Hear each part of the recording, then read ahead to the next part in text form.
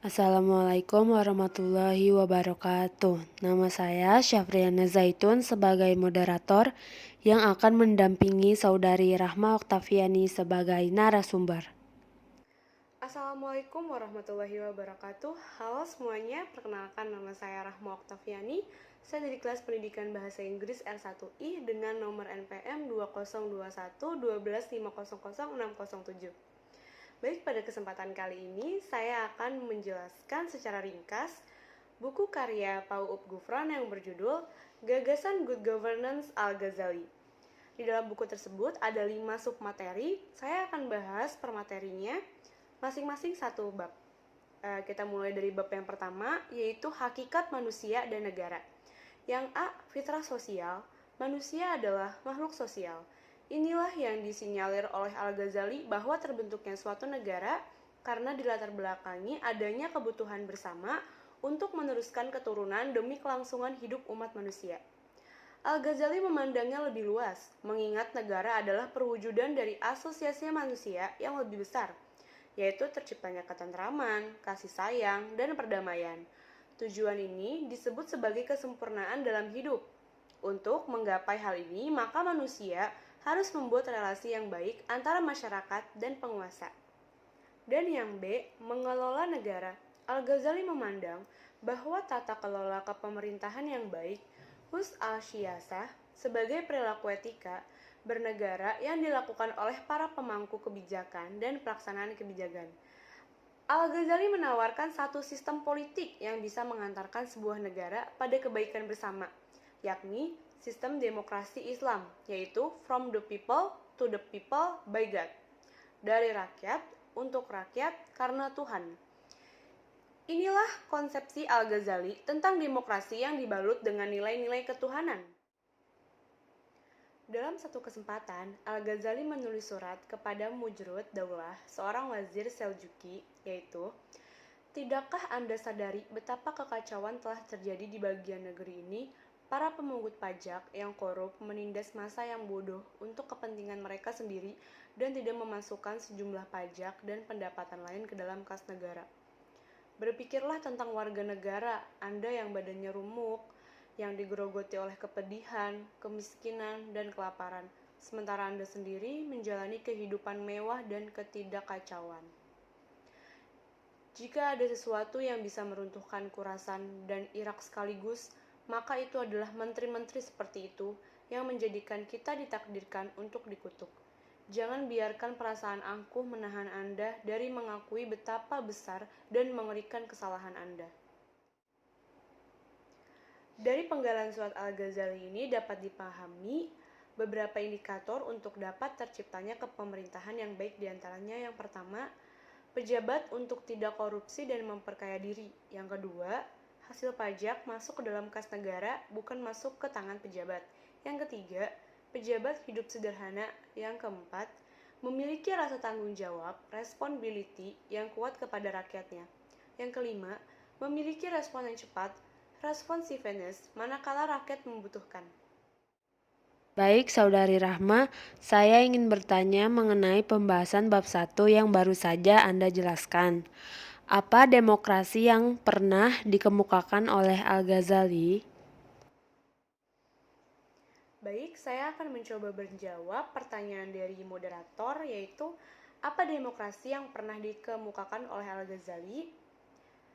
Demokrasi Islam yang dikemukakan oleh Al-Ghazali ini pernah dinamakan teodemokrasi, yaitu demokrasi yang berdasarkan nilai-nilai ketuhanan. Bedanya dengan demokrasi barat, teodemokrasi meletakkan hukum Tuhan di atas dan di luar dari kebebasan manusia. Al-Ghazali menyebutkan bahwa negara yang tidak mempunyai moral atau bad governance berarti keruntuhan, dan sebaliknya, moral yang tidak sejalan dengan negara adalah kelumpuhan. Mungkin itu saja yang saya bisa jawab pertanyaan dari moderator. Kita lanjut ke materi selanjutnya, bab 2 tentang etika politik.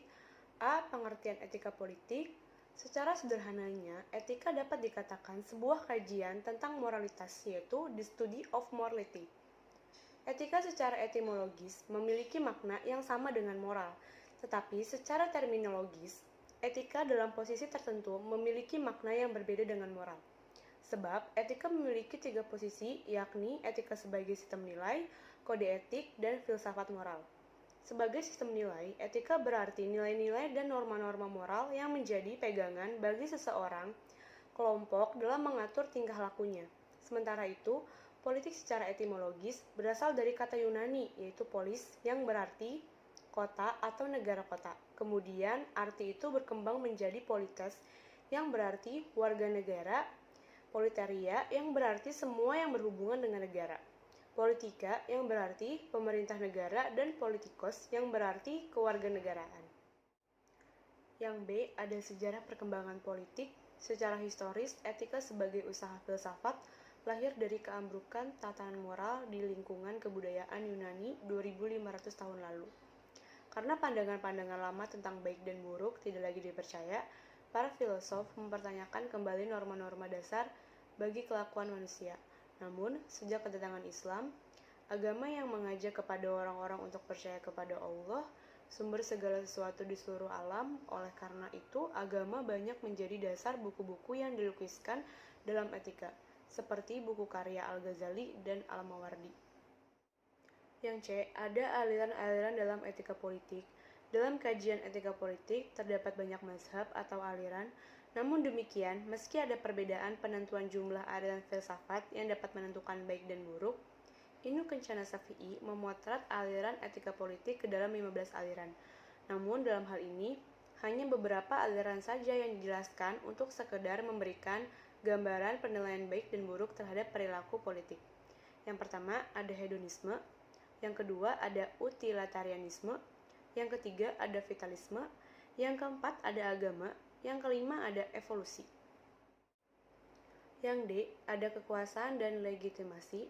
Kekuasaan adalah kewenangan yang didapatkan oleh seseorang atau kelompok guna menjalankan kewenangan tersebut sesuai dengan kewenangan yang diberikan, atau kekuasaan merupakan kemampuan mempengaruhi pihak lain untuk berpikir dan berperilaku sesuai dengan kehendak yang memengaruhi. Legitimasi merupakan perkara dasar yang sangat penting bagi seorang pemimpin. Tanpa legitimasi, sangat sulit bagi seseorang bisa meneruskan kepemimpinannya. Tanpa legitimasi, bahkan mustahil bagi pemerintah untuk menerapkan undang-undang dan membangun sebuah negara. Unsur-unsur yang harus diketahui dalam memahami konsep kekuasaan yaitu kewenangan dan legitimasi merupakan dua hal yang sangat vital. Tanpa adanya legitimasi dari masyarakat, sangat sulit bagi penguasa untuk menjalankan kewenangannya. Kewenangan tanpa legitimasi penuh masyarakat menyulitkan penguasa dalam menjalankan program dan kebijakannya. Kewenangan merupakan akibat hak moral yang timbul sebab adanya legitimasi dukungan dari masyarakat. Yang E, ada negara, pemerintah, dan kepemerintahan. Negara adalah lembaga politik yang berdaulat yang memiliki wilayah, teritori, sistem pemerintah, dan adanya penduduk. Kepemerintahan adalah mencakup seluruh mekanisme, proses, dan lembaga-lembaga di mana warga dan kelompok-kelompok masyarakat mengutarakan kepentingan mereka, menggunakan hak hukum, memenuhi kewajiban, dan menjembatani perbedaan-perbedaan di antara mereka. Jadi dapat ditarik kesimpulan bahwa negara adalah wadah atau organisasi yang memiliki syarat-syarat tertentu, sedangkan pemerintah adalah institusi yang mengatur terwujudnya cita-cita negara. Pemerintah adalah subjek, sedangkan kepemerintahan adalah proses bagaimana subjek melakukan aktivitas. Untuk bab yang kedua, saya ingin bertanya, apakah saudari bisa menjelaskan secara singkat dari 5 aliran-aliran dalam etika politik, seperti yang pertama, hedonisme, yang kedua, utilitarianisme, yang ketiga, vitalisme, yang keempat, agama, dan yang kelima, evolusi. Baik, saya akan menjawab pertanyaan dari moderator tentang 5 aliran-aliran etika politik yang tadi saya bacakan. Ada hedonisme. Dalam pandangan ini, kepemerintahan yang baik adalah kepemerintahan yang dapat mendatangkan kenikmatan dan kebahagiaan biologis bagi rakyatnya. Sedangkan utilitarianisme itu bila dikaitkan dengan perihal kepemerintahan, maka aliran ini akan menilai kepemerintahan yang baik atau buruk berdasarkan seberapa banyak produk, program, maupun kebijakan yang dihasilkan ke pemerintahan tersebut guna untuk rakyatnya. Sedangkan vitalisme, bila dikaitkan dengan negara, pemerintah dan kepemerintahan, aliran ini menilai bahwa kepemerintahan yang baik adalah yang banyak menaklukkan bangsa yang lain. Sedangkan agama, bila dikaitkan dengan negara dan politik, maka pemerintahan yang baik adalah kepemerintahan yang menjalankan aturan-aturan Tuhan. Dan yang terakhir, evolusi.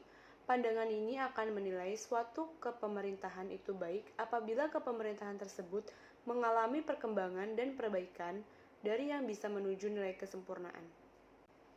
Mungkin itu saja yang bisa saya jawab pertanyaan dari moderator. Kita lanjut ke bab selanjutnya.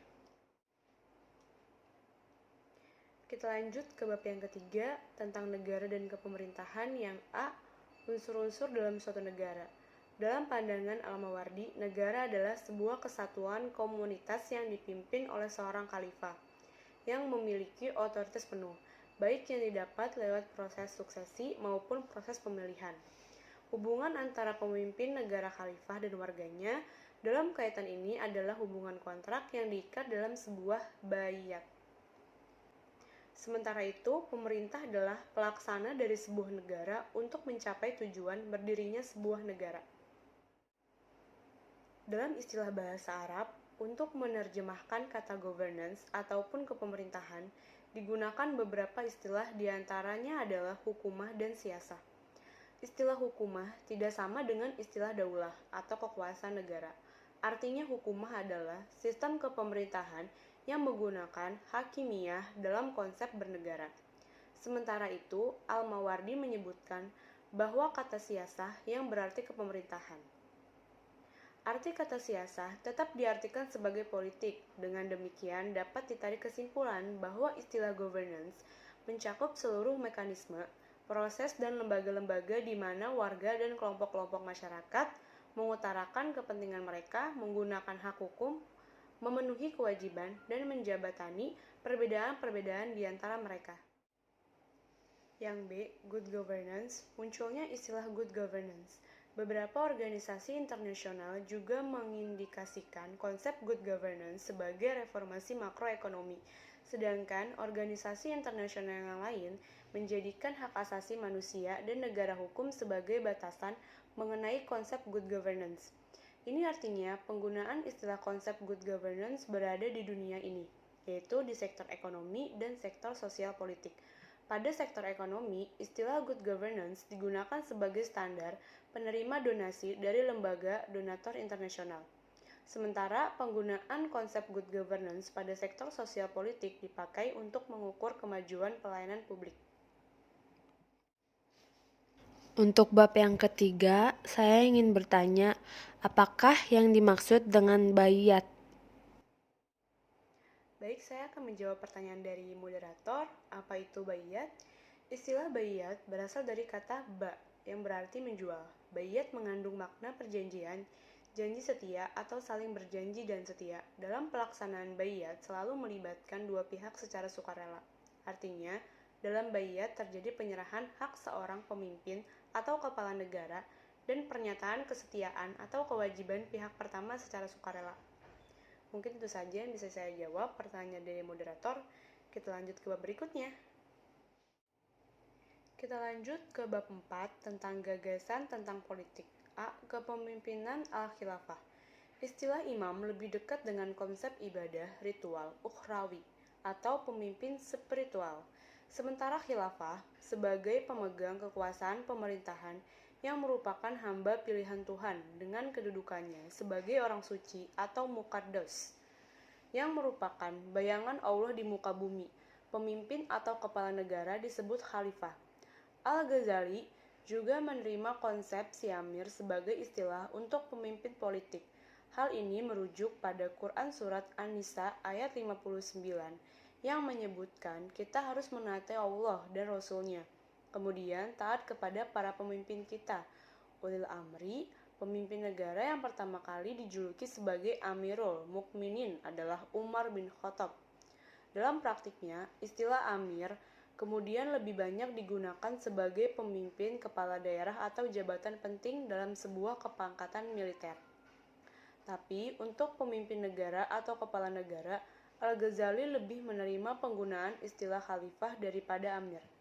Yang pertama, ada syarat kepala negara, dan yang kedua, ada pemilihan kepala negara.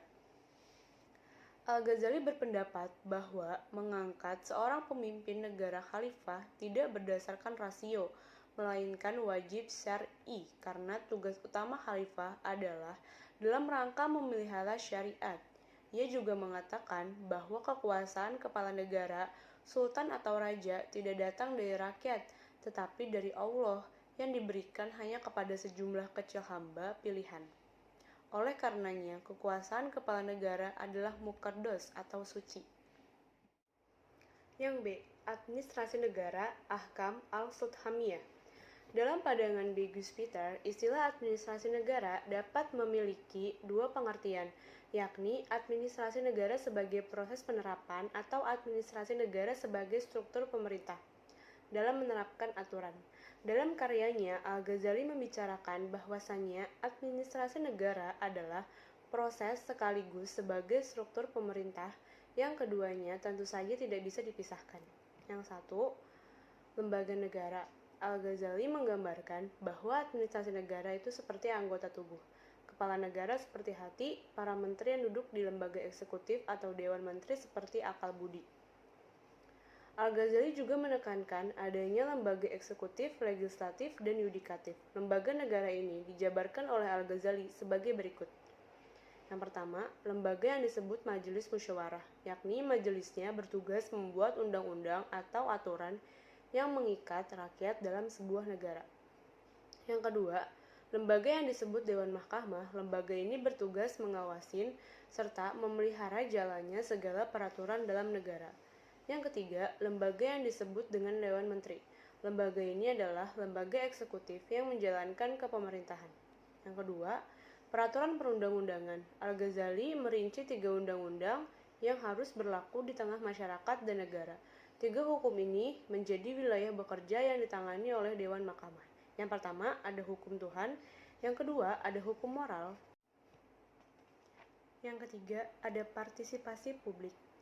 Khalifah Ar-Rasyidin keempat, yakni Ali bin Abi Thalib, di dalam pidatonya kepada rakyat yang menjadi pengikutnya menyatakan, "Demi Tuhan, sesungguhnya berat dugaan saya bahwa musuh-musuh itu, pengikut-pengikut Muawiyah, akan menang mengalahkan kamu, karena etika mereka yang baik, yaitu mereka bersatu padu walau di dalam kesesatan. Sedang kamu bercerai-berai di dalam kebenaran. Kamu mendurhakai kepala negaramu yang dalam kebenaran. Sedangkan mereka mentaati kepala negara mereka walaupun di dalam kesalahan. Mereka tetap menunaikan amanah kepada pemimpinnya, sedangkan kamu mengkhianati pemimpin dan mereka bekerja kebaikan bagi tanah air, sedangkan kamu merusaknya. Jika sekiranya saya amanahkan kepada seorang dari kamu akan suatu perkara, saya sangat khawatir bahwa dia akan merusakkan hubungannya." Maksud dari pidato Ali bin Abi Thalib ini adalah bahwa manakala suatu bangsa sempurna kuat persatuannya dan menunaikan amanah terhadap negaranya, maka kemenangan akan menjadi taruhan perjuangan mereka dan kemuliaan menjadi jaminan mereka. Yang C. Birokrasi Al-Diwan. Birokrasi Al-Diwan adalah sekelompok orang yang bekerja untuk administrasi negara dan pelayanan publik dalam sebuah negara. Saking pentingnya keberadaan birokrasi, Al-Ghazali memandang bahwa apabila birokrasi dalam sebuah negara yang dipimpin oleh seorang menteri yang baik, maka penilaian baik akan tertuju pula kepada kepala negara. Karena birokrasi adalah mesin kerja utama dari sebuah kepemerintahan. Al-Ghazali berpedoman bahwa adanya birokrasi dalam sebuah negara dan kepemerintahan menurut Al-Ghazali tidak hanya terbatas sebagai bentuk tugas dan pekerjaan. Lebih dari itu, adanya birokrasi berfungsi agar adanya proses diskusi atau musyawarah antara atasan dan bawahan. Menurut Al-Ghazali, bahwa birokrasi yang baik adalah birokrasi yang mengedepankan pelayanan kepada publik yang baik. Barometer pelayanan yang baik itu bisa tercipta apabila birokrasi tersebut memiliki keterbukaan atau transparansi, efektif, efisien, kesetaraan, dan berorientasi ke depan. 1. Keterbukaan atau transparansi. Dalam pandangan Al-Ghazali, transparansi atau keterbukaan tidak hanya terkait dengan informasi dan layanan publik. Yang kedua, ada efektif. Efektif di sini adalah tepat sasaran dan sesuai dengan tugas, fungsi, dan wewenangnya. Birokrasi harus berjalan secara efektif. Yang D. Pelayanan publik. Wizarahal Ammah. Konsepsi kepemerintahan yang digagas Al-Ghazali adalah bentuk negara yang melayani atau khidmat. Kepala negara, para pejabat maupun pegawai kepemerintahan memiliki dua kewajiban pokok, yaitu berkhidmat kepada Allah, beribadah ritual, dan berkhidmat kepada rakyat, beribadah muamalah. Istilah kerja paksa bahkan maknanya lebih luas, yakni orang bekerja tanpa digaji atau tidak memperoleh haknya. Ini tentu tidak dibenarkan oleh ajaran Tuhan. Menurut Al-Ghazali, sistem kerja paksa adalah bentuk kezaliman dan harus dihapuskan. Yang E. Etika Kepemerintahan, Siasa Al-Akhlak, Kamus Umum Bahasa Indonesia yang baru oleh Departemen Pendidikan dan Kebudayaan tahun 1988 menjelaskan bahwa etika memiliki tiga arti. Yang pertama, etika adalah ilmu tentang apa yang baik dan apa yang buruk, dan tentang hak dan kewajiban moral akhlak. Kedua, etika adalah kumpulan asas atau nilai yang berkenan dengan akhlak. Ketiga, etika adalah nilai mengenai benar dan salah yang dianut suatu golongan atau masyarakat. Secara sederhananya, etika dapat dikatakan sebuah kajian tentang moralitas atau the study of morality. Dalam konteks Al-Ghazali disebut pula akhlak tasawuf. Akhlak tasawuf yang dijabarkan Al-Ghazali selaras dengan pandangan hidup Imam Ali Zainal Abidin. Tidak berlebihan juga, mungkin bila disebutkan bahwa Imam Ali Zainal Abidin salah satu tokoh yang mempengaruhi pemikiran akhlak tasawuf Al-Ghazali. Hal ini tercermin dalam karyanya Minhaj al-Abidin yang memuat tentang etika Islam. Bagi Al-Ghazali, kata akhlak merupakan bentuk jamak dari kata al-khuluq atau al-khulq yang secara etimologis berarti 1. Tabiat atau budi pekerti, 2. Kebijaksanaan atau adat, ketiga. Keperwiraan, kesatriaan, dan kejantanan, yang keempat. Agama, yang kelima. Kemarahan atau al-godob. Untuk bab 4, saya memiliki pertanyaan, apakah ada kriteria untuk dapat ditunjuk sebagai kepala negara menurut Al-Ghazali? Baik, di sini saya akan menjawab pertanyaan dari moderator. Apakah ada kriteria untuk dapat ditunjuk sebagai kepala negara menurut Al-Ghazali? Nah, ada nih kriteria untuk dapat ditunjuk sebagai kepala negara menurut Al-Ghazali. Yang pertama itu dewasa atau sudah akil balik. Terus sehat rohani atau kejiwaan, merdeka atau bukan budak, laki-laki, keturunan Bani Quraisy, memiliki kecakapan memimpin, bertakwa, memiliki wawasan keilmuan, wara atau tidak cacat moral dan kriminal. Yang terakhir, sehat jasmani. Mungkin itu saja yang bisa saya jawab pertanyaan dari moderator. Kita lanjut ke bab terakhir. Nah, kita udah di bab terakhir nih, bab yang kelima tentang prinsip-prinsip good governance. Al-Ghazali memiliki banyak sekali karya yang menyarankan dan memberikan nasihat kepada pemerintahan yang baik dan berbasiskan kepada etika. Saran dan nasihat Al-Ghazali ditarik sebagai 7 prinsip oleh penulis. Al-Ghazali pun berpendapat bahwa menentukan baik buruknya suatu kepemerintahan itu bergantung kepada pelakunya. Jika pemerintahan ini memiliki penguasa yang beretika dan berperilaku baik, maka kepemerintahannya juga baik dan sebaliknya. A. Sesuai kompetensi atau kafa'ah. Ada 2 indikator yang menunjukkan bahwa seorang pemimpin, pejabat maupun pegawai dapat bekerja dengan kompeten. Pertama, pejabat dan pegawai yang kompeten memiliki loyalitas yang tinggi terhadap pekerjaannya. Yang kedua, seorang pemimpin, pejabat, dan pegawai pemerintah yang kompeten pasti tidak mementingkan dirinya sendiri. 1. Kepala pemerintah, khalifah, mengetahui dan menyadari kepentingannya dan beratnya tugas pemerintahan yang baik buruknya tergantung kepada kebijaksanaannya memegang pimpinan. Yang kedua ada menteri atau wazir, yang ketiga ada sekretaris atau khatib, yang keempat ada hakim atau qadhi, yang kelima ada tentara atau jundiyah, yang keenam pegawai negeri, sampai yang keenam. Nah, kita lanjut ke yang B, berlaku adil. Menurut Al-Ghazali, Allah telah memilih dua kelompok istimewa di dunia ini. Pertama, para nabi dan rasul. Mereka diutus Allah ke muka bumi untuk membawa risalah dan petunjuk agar umat manusia beribadah kepadanya. Kedua, Allah memilih dari hambanya menjadi penguasa agar mereka dapat menjaga umat manusia dari sikap permusuhan antara sebagian mereka dengan sebagian lain, di mana kekuatan mereka menjadi bumerang kehancuran. Perhatian tentang keadilan juga dikemukakan oleh Khalifah Ali bin Abi Thalib. Hal ini tercemin lewat surat yang ia layangkan kepada Malik Ashtar agar ia berlaku adil kepada Allah, berlaku kepada rakyat, berlaku adil kepada diri sendiri, dan berlaku adil kepada para kerabat. Orang yang tidak bisa berlaku adil adalah orang penindas.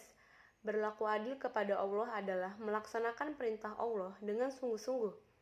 Ingkar dan jauh dari perintah Allah, itu artinya ia berbuat zolim kepada Allah. Begitupun dengan sikap adil kepada diri sendiri. Orang yang tidak berlaku adil kepada diri sendiri adalah mereka yang menyia-nyiakan anggota tubuhnya menderita. Yang C, ada gaya hidup sederhana, basathah. Al-Ghazali menyebutkan 3 penyebab kerusakan moralitas negara, yaitu pertama, syahwat menyesatkan seseorang ke arah kegiatan yang tidak sehat dan tidak bermoral. Yang kedua, amarah menghasut seseorang untuk membunuh. Yang ketiga, keserakahan melibatkan ketidakjujuran dan korupsi. Yang D, berperilaku jujur amanah. Kata amanah berasal dari kata bahasa Arab yang berarti jujur atau dapat dipercaya. Amanah berarti kejujuran atau hal yang dapat dipercaya. Al-Ghazali memandang bahwa semua pejabat negara dan kepemerintahan harus memiliki sifat jujur dan amanah. Sifat ini, menurut Al-Ghazali, adalah moral politik. Dia memandangnya sebagai suatu sifat yang harus dimiliki oleh masing-masing petugas kepemerintahan, supaya berlaku jujur di dalam menjalankan tugas yang diamanatkan. Yang E, ada bertindak responsif atau istijabah. Al-Ghazali memandang bahwa sebuah kepemerintahan yang baik pasti tahu persis apa yang dikehendaki rakyatnya, sehingga tidak mengabaikan hak-hak dasar warga baik mereka sebagai individu maupun sebagai warga dalam sebuah negara. Yang F, rendah hati dan tulus, tawadu wal ikhlas. Al-Ghazali menegaskan pentingnya seorang penguasa dan pejabat pemerintah agar memiliki sifat rendah hati atau tawadu.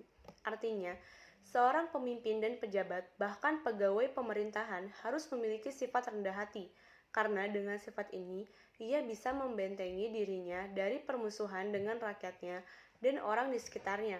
Lebih dari itu, tugas Al-Ghazali, sifat rendah hati juga merupakan sifat para nabi yang harus diteladani dan dimiliki oleh para penguasa, pejabat, hingga pegawai kepemerintahan.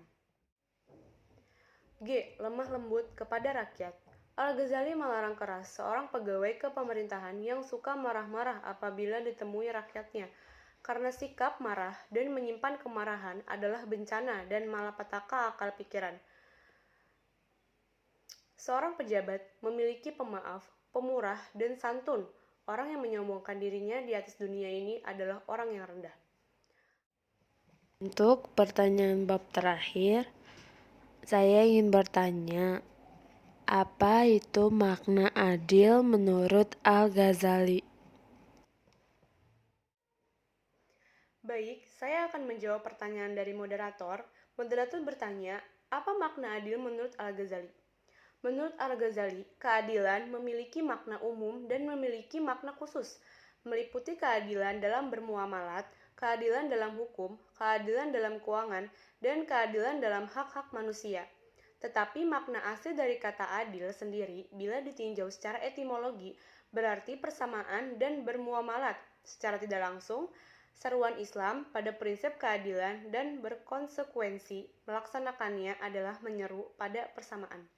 Mungkin itu saja yang bisa saya jawab. Pertanyaan dari moderator.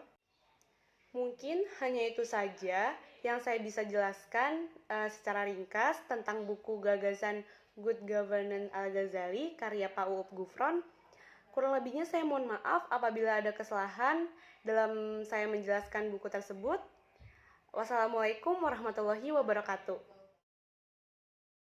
Terima kasih kepada Saudari Rahma Oktaviani yang telah menjadi narasumber pada hari ini. Saya akhiri pembahasan materi pada hari ini. Wassalamualaikum warahmatullahi wabarakatuh.